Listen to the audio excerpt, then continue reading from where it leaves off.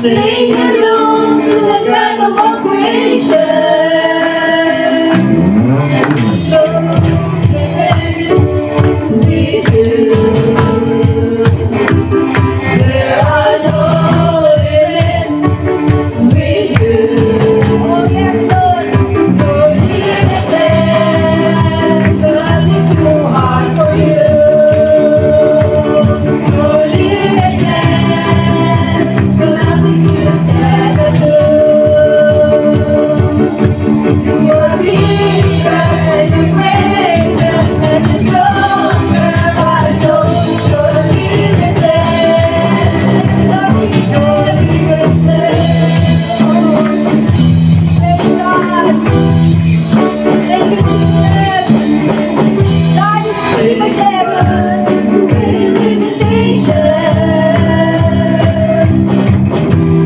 Sing along to the God of all creation. There are no limits with you. There are no limits with you. No limitless, nothing too hard for you. You're limitless, nothing you cannot do. You're bigger, you're greater, and you're stronger. I know you're limitless, nothing too hard for you. You're limitless, nothing you cannot do. You're bigger, you're greater, and you're stronger. I know you're limitless. You're limitless. Come on, church, clap your hands. Oh yes, Lord, truly God is the God of limitless. Oh, nothing's impossible for our God. Thank you, Jesus. He's bigger. Oh, you're you are greater. Lord, you are stronger. Oh Lord, you are bigger. You are bigger. Lord, you are greater. Lord, you are stronger.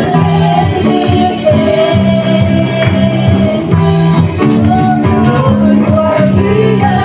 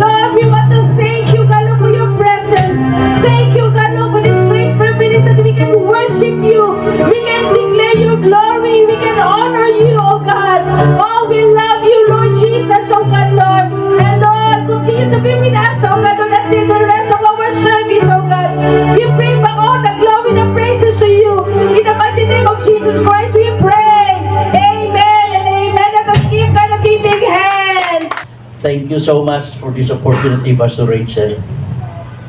And ang title sa akon na yun, message ko nga adlaw is Temptation.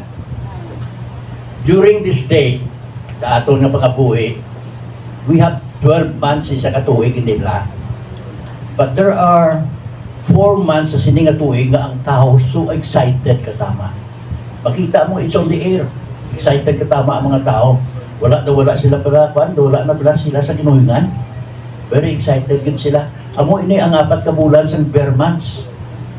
Makita tayo ni Subong, pag-abot sila nga tiyempo sa bare months, September, ang tao, very expectant, may expectation sila. Ang una-una nila na expectation is that may bonus.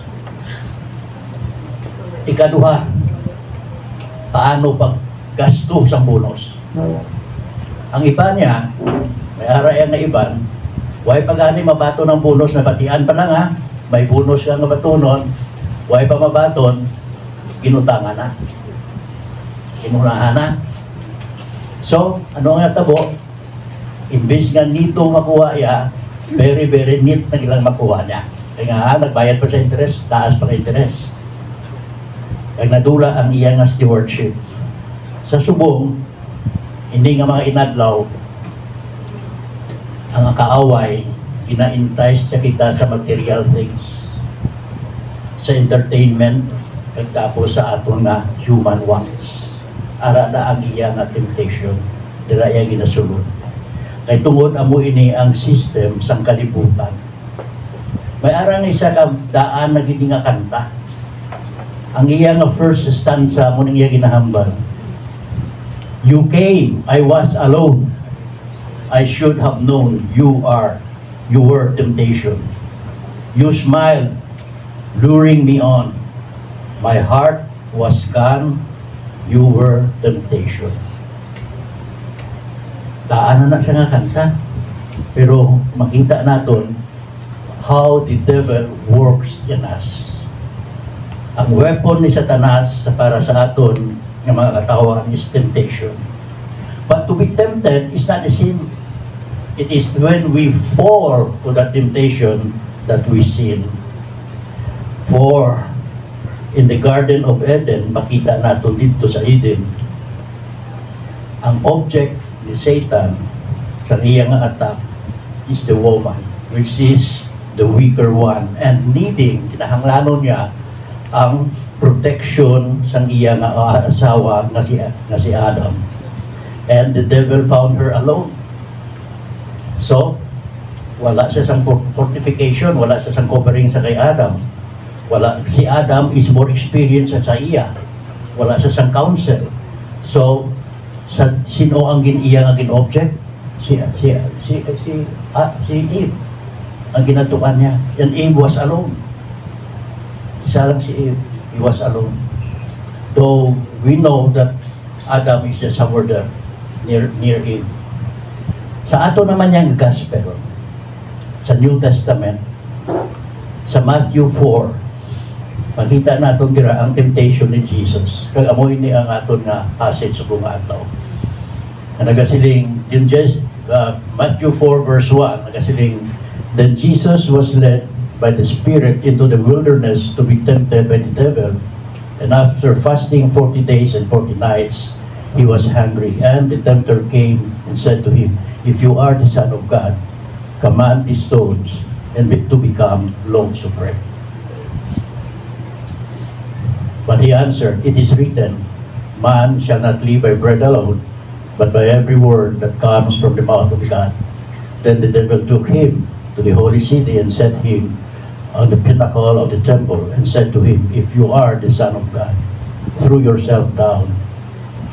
For it is written, he will command his angels concerning you, and on their hands they will bear you up, lest you strike your foot against the stone. Jesus said to him, again it is written, you shall not put the Lord your God to test. Again the devil took him to the very high mountain and showed him all the kingdoms of the world and their glory.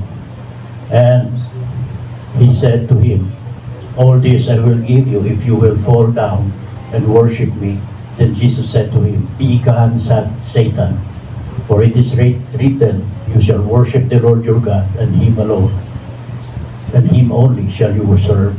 Then the devil left him, and behold, angels came and were ministering to him. Let us pray.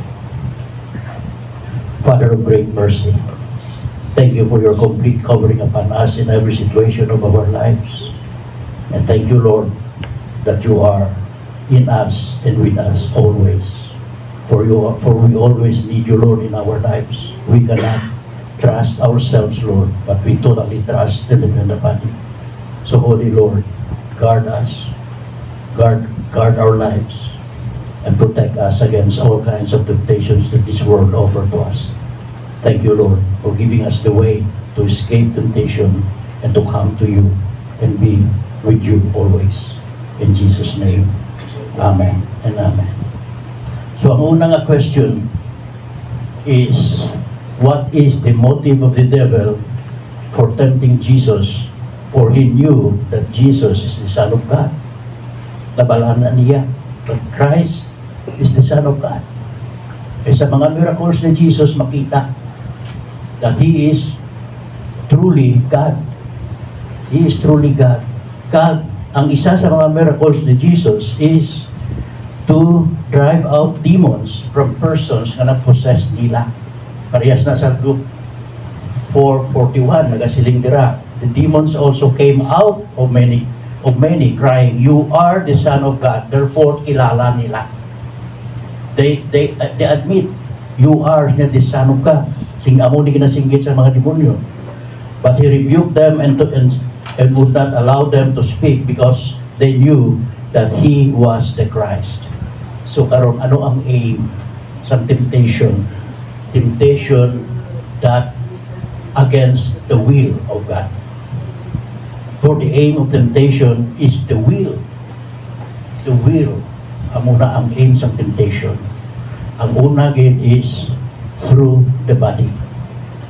Kaya na sa prayer ni Pastor Rachel, ang mention nila, let us honor God with our body.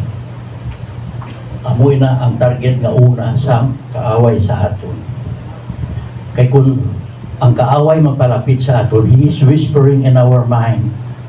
He is trying to destroy our will. Ang illustration sini is the temptation of Jesus Christ na nabasa natin bago lang. Kaysa before siya item, Jesus was baptized. We can see that sa scripture sa kay Matthew. Sa Matthew 3:16. And when Jesus was baptized, immediately he went up from the water, and behold, the heavens were opened to him, and he saw the Spirit of God. Ang hidera is John the Baptist, descending like a dove and coming to rest on him. Ang him naman diri is Jesus. And behold, the voice from heaven said, This is my beloved Son, with whom I am well pleased. So makita natin ang tatlo ka person sa Trinity. The Son of God, the person of Jesus Christ, the Holy Spirit in the form of God, and the voice of the Father who is and the voice of the Father. Now, John the Baptist at first, hindi siya, Lord, ikaw ang dapat magbaptize sa akin, hindi ako. I am not worthy, Lord.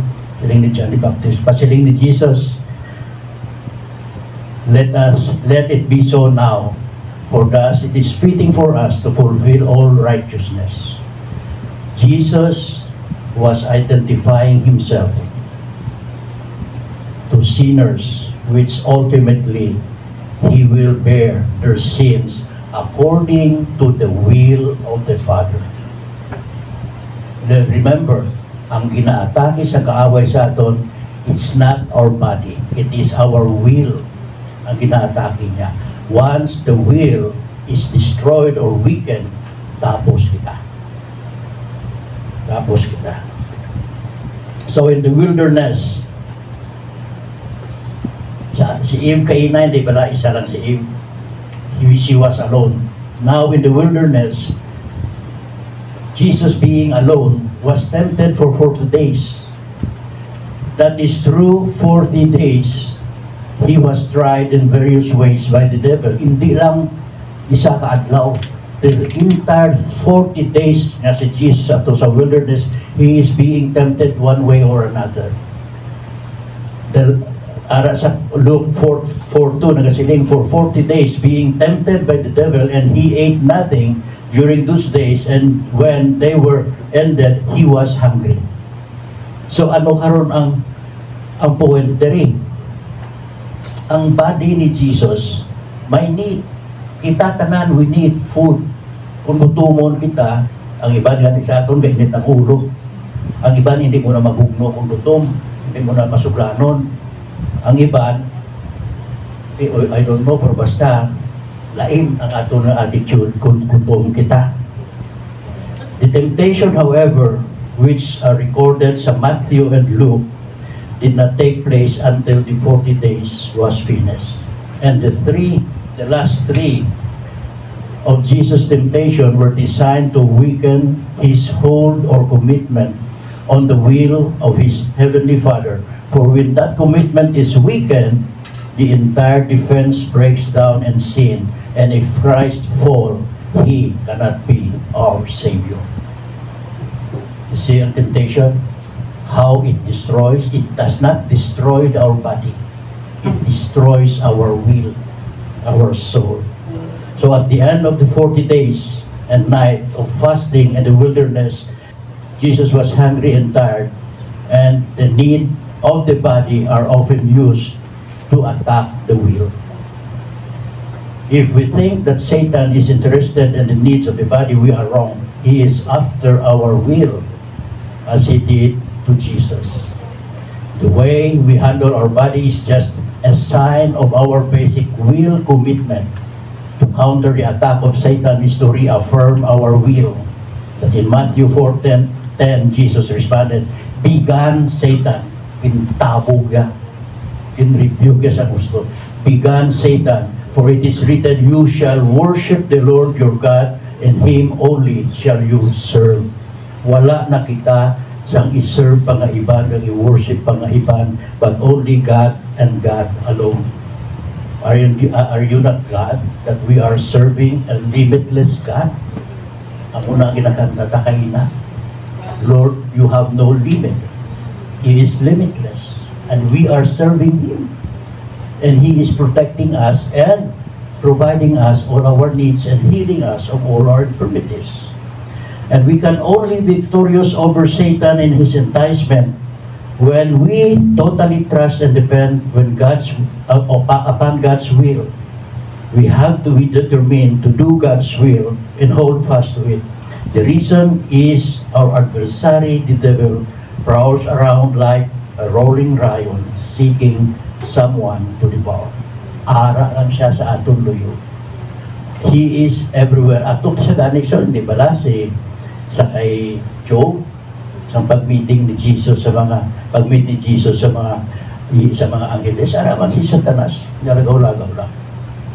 Makutol sa kunin siya, ay nalagaw-lagaw lang ko sa langit sa lupa. See, He is around. He is there in us. So apart sa aton nga body, may isa pa din siya gina-atake to destroy our will. The ego or pride. When the deceiver failed to dislodge the Lord's hold on his commitment through the needs of the body, he attacked the ego. Jesus' public ministry showed his determination to do his Father's will, and the devil was relentlessly after him. And this time, the devil uses the people as his instrument to appeal to Jesus' popularity to gratify the ego. Ano ina siya man? Because of the many signs na ginhimo ni Jesus. Ang ulihiya nga signs na ginhimo, nakita natin, is ang feeding of the 5,000. Sa feeding sa 5,000, nakita sa mga tao, ay manami ni siya. Manami ni siya nga hari. Siya yung mapakaon sa aton, hindi na tamang trabaho, pakanoon niya lang ka, busog patatanan. Tanawan niyo ito balaho, ang 5 ka loaves nga tinapay. Ano na tabo? Himo iya duros ka na mo para mapagkakaon kita tanan ang duwa ka bilog nga isda anong tabo. Imbendisyon na nilang kapangamuyuan, kaon kita tanan. So, diri kita sa iya, himuon ta siya hari. They wanted to force Jesus to become their king. Hindi ngayaan mo ang will sa Ginoo. That's not the will of God. That's out of His time. Para sa John 6:14, when the people saw the sign that He had done, they said, "This is indeed the prophet who is to come into the world." Perceiving that they were about to come to take Him by force to make Him king, Jesus withdrew again to the mountain by Himself. Naghalin si Jesus, nagkadto siya sa kabukiran, solo flight, pili niya ang iya ng mga disciples. For Jesus did not allow Satan to feed his ego. Nagtalikod siya, which would have led to catastrophe. Rather, he submerged his ego and the Father's will, which led to triumph. Kinbatay niya ang iya nga pride. Hindi kita ka-deny, we still have pride in us. Ara yapon present sa ato ng atong bugal. But Jesus, though present ang pride sa iya, pinpatay niya. Ano ginhimo niya? He came to the Father. Sulo sila yung adwa. So what happened? He triumphed. This is how we should live. By understanding how fragile is our ego compared to our body. Hindi pala? Ang aton nga lawas yung isang magutom kita, daw okay pa lang. Pero once irintandog ang aton nga pugal, garibulto kita. Di ba na? So, by understanding how fragile is our ego compared to our body, if an individual does not respond to physical temptation, attempts may be made to influence their ego instead. Ang una, body. Ang ikadua is ang aton nga ego. Example, si King David. Ano ang pag-tempt sa iya nga body? Si Bathsheba ang gingamit. The need of David's body. Kita si Bathsheba hidden evil. Ano ang temptation na ginhatag ang ginhimo kay David parte sa iya nga pride. Ginkuha iya ang senso sang tao sa iya katawhan. Because he was thinking nga mas maayo ang madamo nga tao. Nalipat siya nga all the rest of his life, Diyos ang nag-attender sa iya. So, ano ang natabo? Ay nagdagdag ang sa iya nga bugal. Nahulog siya. 70,000 sa iya katawan na patay sa pestilence. So, isang Ginoo, pili ka lang. Ano luyag mo? 3 katuig siling yan nilakson ka sa kaaway o kung ano siling yan 3 katuig siling yan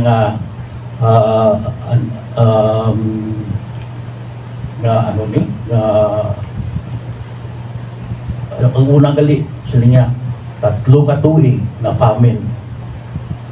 Dason siling niya 3 naman siling niya kabulan na naason ka sang imo nga mga kahoy. Lagson kanila. O kung siling niya siling sa Ginoo o kung 3 ka adlaw ka pestilence. Pili ka lang na sang imo nga consequence sang imo nga ginhimo. So yung David siya, mas maayo pa mahulog kita sa kamot sa Diyos, hindi lang sa tao. Pinpili iya ang pestilence. Sa sunod sa 3 ka adlaw, kung wala pagpunta sa Ginoo, maubos siguro ang bilong ng populasyon. Kaya sa sunod sa 3 ka adlaw, 70,000 ng tao patay because of pestilence. Yung nakita niyo kung ano ka, dako sa halit sa isa kabugal.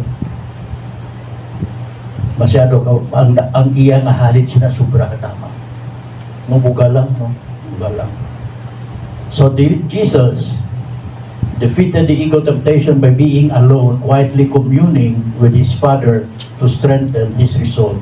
For us, we can resist the enemy if we put the whole armor of God, that you may be able to stand against the schemes of the devil. That is Ephesians 6:11, or praying at all times in the Spirit with all prayer and supplication sa Ephesians 6:18. So ano ang atong na defense? The whole armor of God and prayer.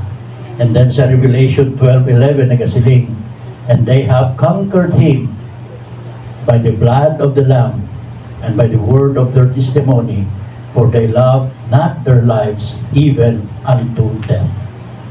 Ano ang gingamit sa mga katawhan na na-conquer nila? The blood of the Lamb, ang covering sa Ginoo sa ila. And the third aim is mental, or the mind. The mind was the third object of Satan's attack to break Jesus' resolve to serve his Father. After failing from his first two attempts, which is the body and the will, the body and the ego, now he wanted to attack Christ's mind. And the place of the attack was in Gethsemane. And the time was a few moments before his arrest. Sa gabi nga si Jesus, the last night of Jesus, after sang Passover nila, nagkanto si Jesus kag sa iya disciples sa Gethsemane, where he prayed to God. Jesus' foresight of the cross and what he would bear is a contradiction to him. He is the Son of God. Di ba la contradiction sa iya? For our sake, he made him to be sin who knew no sin. A holy God, naging to bear the sin of man. Ang ginakaakigan niya sa tanan, he hates sin. Karon siya ang ma-bear sina. Ihatag sa iya. Ang muna ang will sa iya amay sa iya. Ikaw karga sini. Ikaw bayad sa penalidad sa nila sala. You take it to yourself. Contradiction, di ba? Contradict. Kung tanawon mo, Ginoo, tutuod na eh. Ako nga anak mo nga wala sang sala, ako makarga sang sala na tanan para mabayaran ang pinalidan sang sala tuya sa mga makasasala. Huwag kuya saraan. Di blaga contradict. Kay Abraham pa din. Si Abraham, kinambalan sa Ginoo that Isaac is the son of promise. Sa kay Isaac, magahalin ang mga madamo nga populasyon like sun and the seashore. Anong sining sa Ginoo siya? Dalato sa sa Mount Moriah, yung mga bata, kagihalan. Siya isa. Kung so sa aton siguro, ang aton paminsaron, ano ni kaklase siya man? Diyos ni siya o kung hindi? Nga naghambal siya nga, amo ni siya ang promise nga bata. Na magadamo ang akon nga mga kabataan, karon patyon, ihalad sa iya, ano ni? Hindi ba lang contradict? Contradict siya. Ang pressure sini is so much. Ini sa kay Abraham, how about sa kay Jesus? Bearing the sin of man. Nawala siya sa sala. 3 times Jesus prayed to the Father seeking help, but at the end Jesus was determined to do his Father's will. Regardless of the contradiction in his mind, he prayed to the Father saying, Father, if you are willing, remove this cup from me. Nevertheless, not my will, but yours be done. Hindi si Jesus magtugon nga ang pagbuot sa amay hindi masunod, because he lived his whole life according to the will of the Father, in obedience to the will of the Father. And when the devil attacks us, or attacks our mind to confuse our faith, we must be determined to remain in God and allow him to clear up the problem according to his will.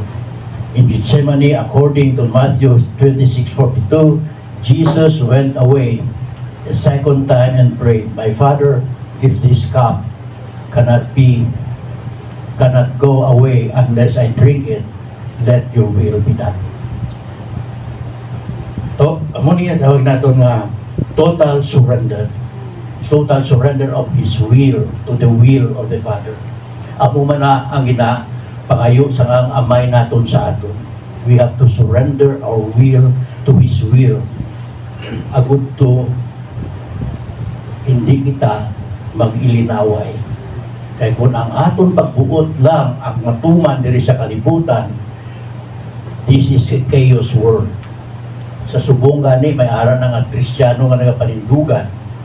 Yet anong natabo kay Charlie Kirk? He was talking. It was a debate, a public debate, and he was defending the faith. Anong tabo? Pang! Patay si Charlie Kirk. See?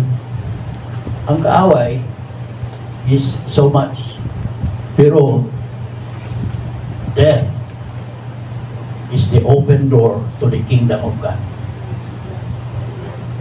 Kaya si Charlie Kirk enjoy na sa isang fellowship niya subong niya kay Jesus. Kita we are still here. We are still in struggle to remain faithful to God. And the praise nga ginhambal ni Jesus, "Let your will be done," this is more than just a prayer. This is more than just a prayer. It is a mental therapy that the deceiver cannot undo.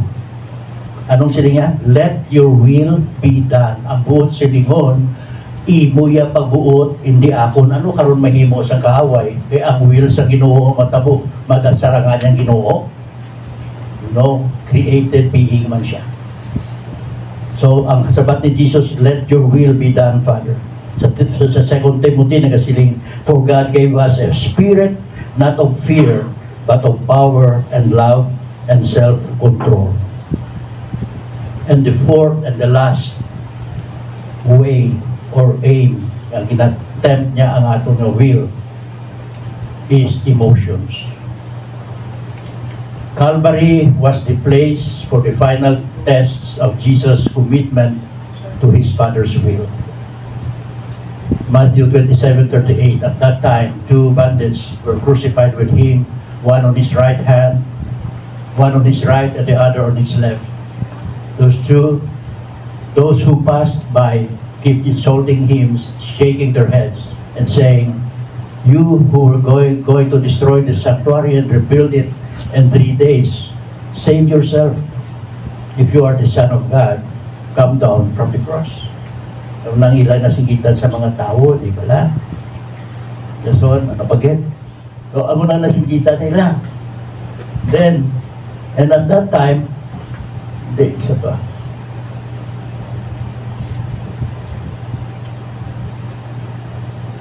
Crucify siya, come down from the cross, ano na nasigitan nila, di ba lang? And then, we are all vulnerable emotionally to the deceit of Satan. Our victory over him is not to strengthen our emotion, but to strengthen our commitment to the will of the Father.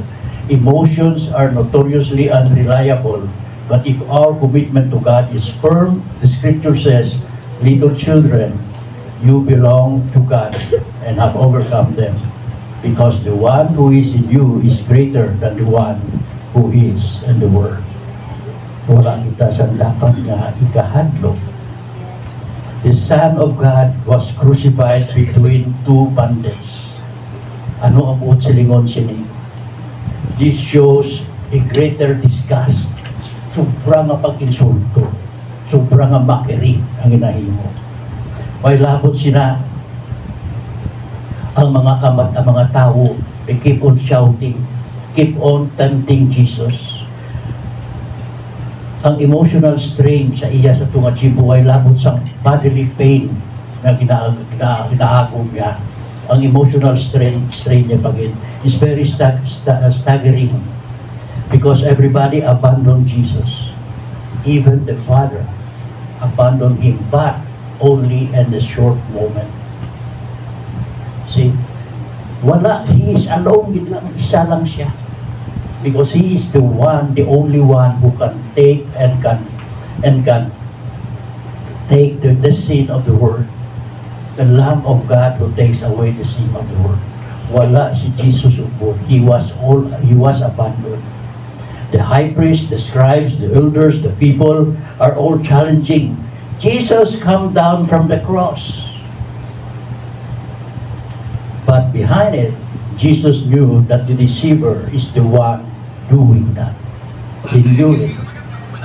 He knew it. And these 3 times, Jesus prayed to the Father to strengthen, to anchor His commitment to the will of the Father. Ano ba sige yan? Let your will be done, Lord. Let your will be done, be Father. For the deceiver, this is the best time. Nakita niya ang suffering ni Jesus, ang emotion ni Jesus. Nakita niya tanan, napalaan niya. So para sa deceiver, this is the best time to whisper sa lungga ni Jesus. Ano pa ang ginahulat mo? If you are the Son of God, panaog na da. Panaog na nga mag-suffer ka da. Uy, talikdan ka na sang tanan. Panaog na. Show them that you are the Son of God. Di ba lalo ka namin, matiano? But for that was the height of Satan's deceit. He wanted to show Jesus sympathy. He was acting as a deliverer to relieve Jesus once and for all from the suffering and the mockery. Jesus saw through the trickery and refused to abandon His commitment. He will not retract on His Father's will. And so Jesus triumphed. And He is our Savior. Salvation comes to men because Jesus did not surrender His will to the will of the enemy. But instead, He keeps on declaring, let your will, Father, be done. Let your will be done. That is the last thing that we can see. We are all vulnerable emotionally to the deceit of Satan. Wala sa may maka-escape da sa aton. Kaya bisan sino di tanan sa aton subong at this very moment, tanan kita nakaagi temptation and are we still being tempted. Ara na permi. But remember, ang hinahambal niya, you belong to God and have overcome them because the one who is in you is greater than the one who is in the world. So ano ang ato na conclusion? We have to remember the aim of the tempter is to destroy our will. Ano ginabagyan niya? Body, ego, mental, and emotion. 4 kabagay. It is all present sa aton. Now that we are aware sa iyang scheme, sa iyang strategy, all we got to do is declare, Father, let your will be done. Amen.